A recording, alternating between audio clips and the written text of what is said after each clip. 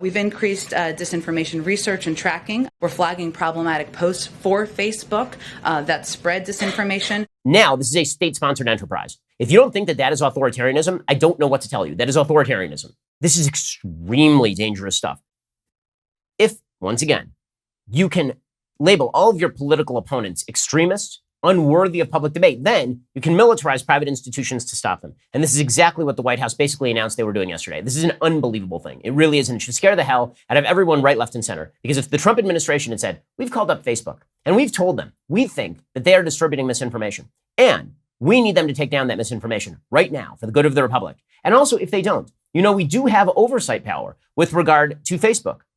And now Democrats have been making these sorts of signals for a while. You'll recall that Dianne Feinstein called, the senator from California, called Mark Zuckerberg before a Senate committee. And she said, if you don't stop this sort of stuff, we will.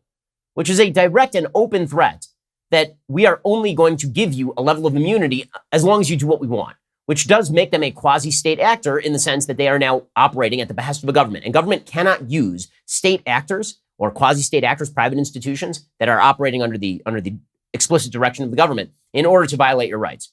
The government does not have the power of, for example, unreasonable search and seizure. So if the government hires a private contractor and says, I want you to break into that guy's house and look in his house, they are now a government contractor. Or if they say, you know what, unless you break into that guy's house and ransack his safe, we are probably going to prosecute you. The government would be the actor in that particular scenario. The government is verging very closely on that when they say things like, we are directly telling Facebook what kind of content we want to come down.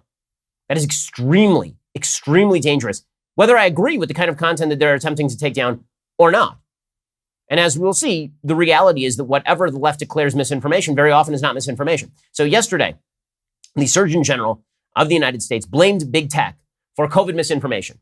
He said, if big tech had just cracked down on COVID misinformation, there'd be less vaccine hesitancy. Okay, let's be clear about something. People who are vaccine hesitant for a wide variety of reasons. One of those reasons is the public health debacle that has been the messaging from the Biden administration. The Trump administration was no great shakes when it came to public health information. There were a lot of conflicting messages from the Fauci, no one should wear a mask, to the Fauci, everyone should wear a mask.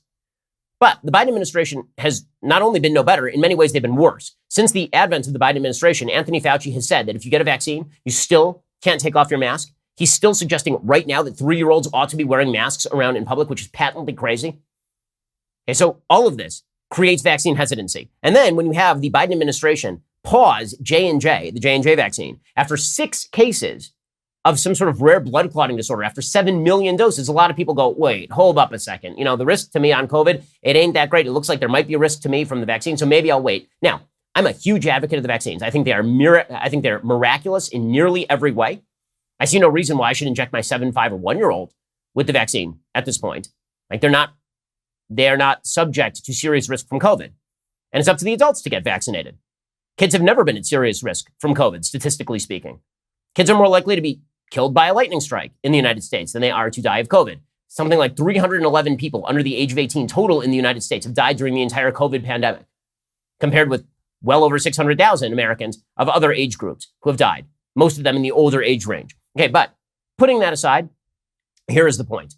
Much of what has been distributed about COVID that has been misinformation has been coming directly from your government. Anthony Fauci was saying overtly false things repeatedly on a wide variety of topics, ranging from schools should stay closed to don't wear a mask to you need to wear a mask even after you're vaccinated, right? Like that sort of stuff was going out.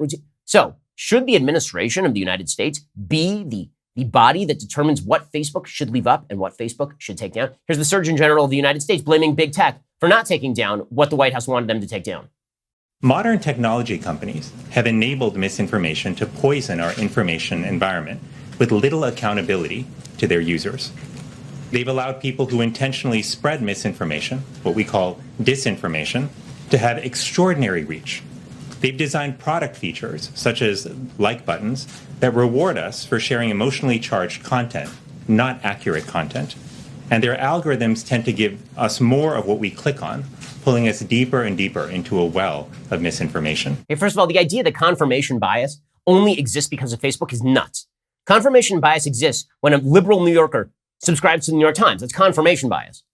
When Biden fans watch CNN or MSNBC, that is confirmation bias. Confirmation bias is an inevitable fact of life. Okay, and people tend to seek out news that they agree with from sources that they already agree with. Okay, that's a negative. It's why on my show, I've recommended many times they listen to this show, and then you listen to shows that disagree with me, and you see who you like better and who you think is telling you the truth more. I've noticed that many shows that disagree with me do not provide the same sort of notification of their own bias. But having the Surgeon General of the United States blame Facebook for COVID misinformation and for vaccine hesitancy is crazy. It's the exact same tactic that the Democratic Party took in the aftermath of 2016 when they suggested the real reason Hillary Clinton lost was because of Facebook. It was not because Hillary Clinton was a crappy candidate. It's because of misinformation and disinformation on Facebook. The reason they said this is because they want to bring Facebook under their control. They wish to bring big tech under their control. They wish to use these as instruments of the Democratic Party. And if they can do so informally, then they can effectively end around the First Amendment of the United States by weaponizing institutions as governmental agents. That's what they are attempting to do here. Jen Psaki made this absolutely clear yesterday. I mean, this is wild authoritarian garbage. Here's Jen Psaki saying, you know what we've been doing? We've been actually notifying Facebook what we think is disinformation and telling them to take it down. That is, you really want the White House doing that? You want the White House going to, like, if the White House came to the New York Times and said, we need you to take down that story, it's disinformation. Do you think the New York Times would do it? Obviously not. If the Biden White House came to us here at Daily Wire and they said, you know, that story that you have up, we think it's disinformation, take it down.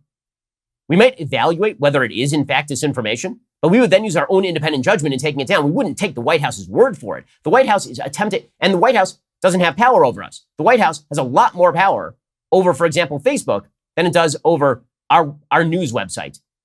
But here's Jen Psaki pretty much openly admitting that the power of the White House is now being used to leverage private companies into subverting free dissemination of information. We've increased disinformation research and tracking within the Surgeon General's office. We're flagging problematic posts for Facebook that spread disinformation. We're working with doctors and medical professionals to connect to connected medical experts who are popular with their audiences with accurate information and boost trusted content. I mean, this is insane. They're basically saying we want to run these social media platforms from the White House. From the White House. And if you don't let us, well then, I mean, I'm not sure we can hold back the antitrust regulators, guys. I'm not sure we can. And Barack Obama did some of the same stuff with regard to corporate America in the immediate aftermath of the economic crash of 2007, 2008. And he famously said to a bunch of banking CEOs, I'm the only thing that stands between the mob and you. And they're out there holding pitchforks. So you need to do what I want.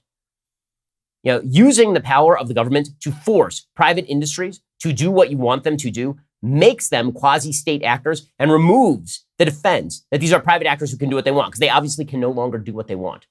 It makes that defense very, very tenuous. The HHS released a full statement yesterday on what technology platforms can do.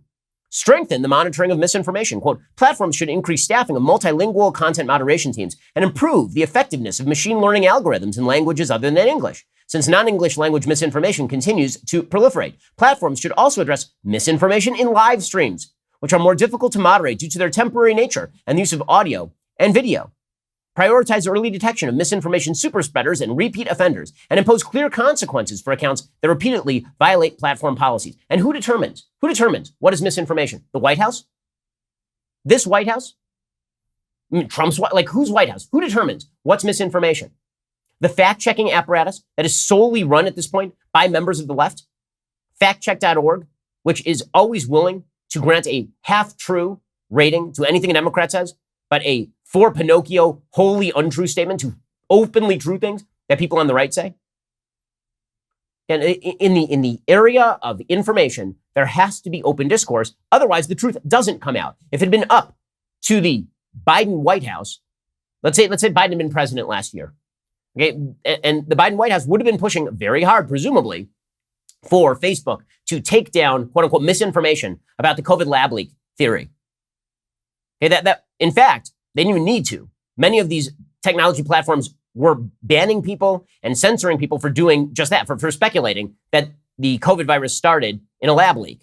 Well, now it turns out, according to the Washington Post, that the WHO said it will fix several unintended errors in a joint report with China on the origins of the COVID crisis and will look into other possible discrepancies. In response to questions from the Washington Post, the WHO is changing the virus sequence IDs associated with 3 of the 13 early patients listed in the chart in the report and will clarify the first family cluster was not linked to the Huanan seafood market in Wuhan, a spokesman said. So the entire narrative that this thing started at a wet market in Wuhan was nonsense from the beginning. The WHO covered it up, and now the WHO is uncovering it up. But if the informational dissemination had been completely cut down last year, you'd never find out about this, of course. The danger of people controlling these streams of information is extraordinary. Remember, for years, we were treated to the idea that the Steele dossier might in fact be fact. And now it turns out, of course, that the Steele dossier was sheer patent nonsense that was come up with by a kind of discredited spy on behalf of the Hillary Clinton campaign, laundered through Fusion GPS. But for years, that was reported on these platforms as true. So you're going to trust these platforms to determine what's true and what's not true? And more importantly, you're going to trust government actors to tell these platforms what is true and what is not true? There's an entire article in New York Magazine today by T.A. Frank titled, quote, "The Steele dossier was a case study in how reporters get manipulated."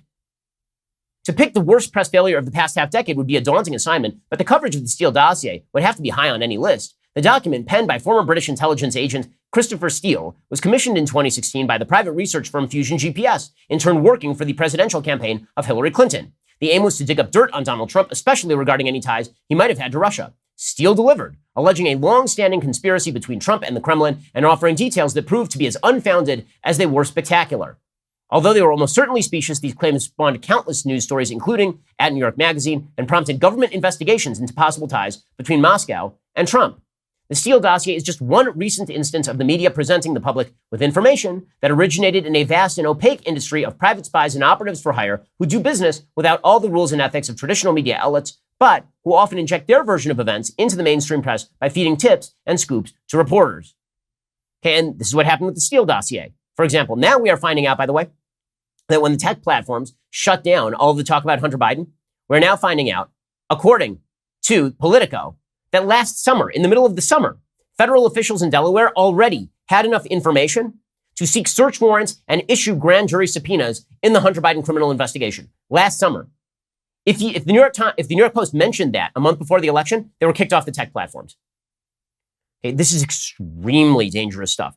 And again, it is ends justified the means kind of thinking. Donald Trump had to go. This justified not only overt misinformation like the Steele dossier and the Russian ramp up and all of that. It justified bans on the New York Post a month before the election cycle. And it justifies the White House now telling these tech platforms what they can leave on and what they have to take off. If you don't think that that is authoritarianism, I don't know what to tell you. That is authoritarianism. It is authoritarian. It is state-run in the same way that the Chinese government props up full corporations and then steps in and delists them from the New York Stock Exchange when it sees fit to do so. If private companies in the United States are subjected to the regulatory oversight of the people who are telling them what to do with their actual content moderation, now this is a state-sponsored enterprise. And now you have to start wondering, who is actually running the show? Is this free and fair competition? Is this free and open dissemination of information? Or is this a backdoor violation of the First Amendment in the name of stripe-bear democracy and stopping the Nazis who live next door? The battle for the culture is heating up. We here at the Daily Wire are making some big moves. So be sure to like, subscribe, ring that bell, because you're not going to want to miss a single moment.